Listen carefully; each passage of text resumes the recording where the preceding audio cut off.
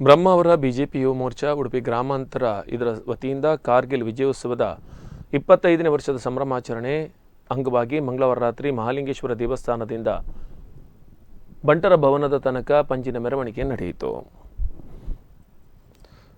ಬಳಿಕ ಜರುಗಿದ ಸಭಾ ಕಾರ್ಯಕ್ರಮಕ್ಕೆ ಉಡುಪಿ ಶಾಸಕ ಯಶ್ಪಾಲ್ ಸುವರ್ಣ ಭಾರತಾಂಬೆಗೆ ಪುಷ್ಪನಮನ ಸಲ್ಲಿಸಿ ಕಾರ್ಯಕ್ರಮಕ್ಕೆ ಚಾಲನೆ ನೀಡಿದರು. ಬಳಿಕ ದಿಕ್ಸೂಚಿ ಭಾಷಣದಲ್ಲಿ ಹಿಂದೂ ಮುಖಂಡ ಬೈಕಾಡಿ ಸುಪ್ರಸಾದ್ ಶೆಟ್ಟಿ ಮಾತನಾಡಿ, ಕಾರ್ಗಿಲ್ ಯುದ್ಧದಲ್ಲಿ ಮಡಿದ 527 ಹುತಾತ್ಮರನ್ನು ಸ್ಮರಿಸಲು ಬಿಡದ ಕಾಂಗ್ರೆಸ್ ಸರ್ಕಾರದ ದುಷ್ಟ ಮನಸ್ಥಿತಿಗೆ ವಿರುದ್ಧವಾಗಿ ಇಂದು 25 ವರ್ಷದ ಸಂಭ್ರಮಾಚರಣೆಗೆ ನರೇಂದ್ರ ಮೋದಿಜಿಯವರ ಸರ್ಕಾರ ಬರಬೇಕಾಯಿತು ಎಂದರು.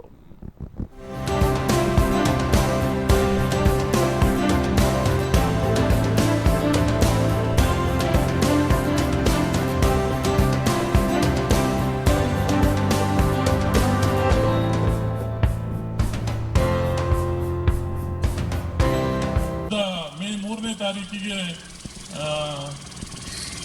ಕದನ ವಿರಾಮದಲ್ಲಿದ್ದಂತಹ ಕಾರ್ಗಿಲ್ನ ಪರಿಸರದಲ್ಲಿ 2-3 ತಿಂಗಳ ಹಿಂದೆ ಶಾಂತಿಯ ಸಂದೇಶವನ್ನು ಇಟ್ಟುಕೊಂಡು ವಾಜಪೇಯಿ ಅವರು ನವಾಜ್ ಶರೀಫ್ ಅವರ ವಿನಂತಿಯ ಮೇರೆಗೆ ಲಾಹೋರಿಗೆ ಬಸ್ ಪ್ರಯಾಣವನ್ನು ಪ್ರಾರಂಭ ಮಾಡಿದರು.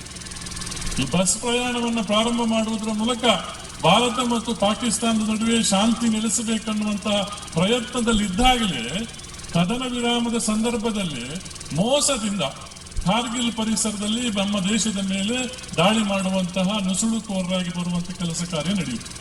ಕಾರ್ಗಿಲ್ ಹೇಳಿದ್ರೆ ನಮ್ಮ ಸಮುದ್ರ ಮಟ್ಟದಿಂದ 18,000 ಕಿಲೋಮೀಟರ್ ಎತ್ತರದಲ್ಲಿರ್ತಕ್ಕಂಥ ಒಂದು ಶಿಖರ ಪರ್ವತ.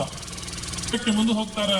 ಅವನು ಸೆರೆ ಕೈದಿಯಾಗಿ ಸೌರಭ್ ಖಾಲಿಯನನ್ನು ಪಾಕಿಸ್ತಾನದವರು ಹಿಡಿದಿರ್ತಾರೆ.